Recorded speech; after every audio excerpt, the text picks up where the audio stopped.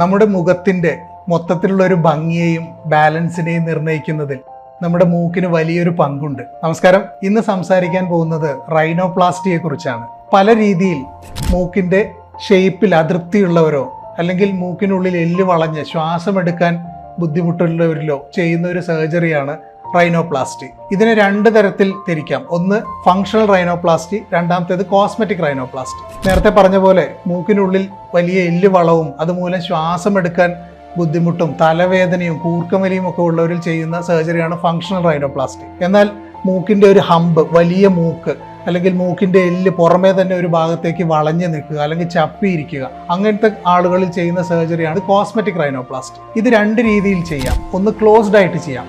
മൂക്കിനുള്ളിലൂടെ തന്നെ പുറമെ മുറിവുകളൊന്നും ഇല്ലാതെ സ്കാറൊന്നും വരാതെ ചെയ്യുന്ന സർജറിയാണ് ക്ലോസ് റൈനോപ്ലാസ്റ്റി.